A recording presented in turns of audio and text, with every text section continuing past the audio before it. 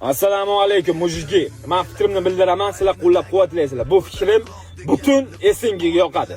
Hozir abbakam unga qarshi Fazliddin. Menga vizit tashlayotgan Kamil Urdak.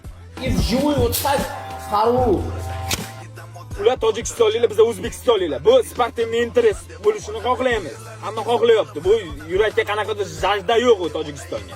Biz do'stmiz. Tojikiston papesh.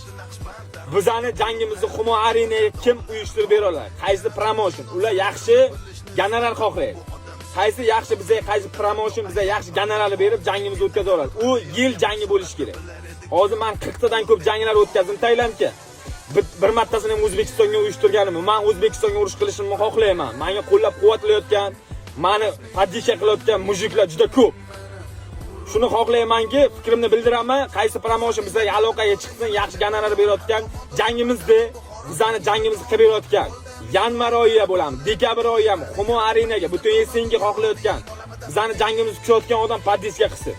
O'zbekiston aqli, kallasi kompyuter, ko'zi ventilator, qo'li avtomat, oyog'i Ferrari.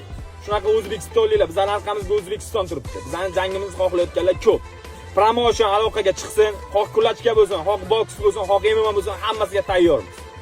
Любой payt uxlayotgan bo'lsa, uxlayotgan joyimizda turib jang qilamiz. Yo'q bo'lsa, yo'qlik joydan kelib jang qilamiz. Men shuni xohlayman va fikrimni bildirdim va toshga qo'ydim. Qanaqadir baltavatda internetda razgor qilishimiz shart emas. Chiqamiz, xalqni yoniga, Esengini yoniga jangimizni ko'rsatib qo'yamiz. Men shuni xohlayman.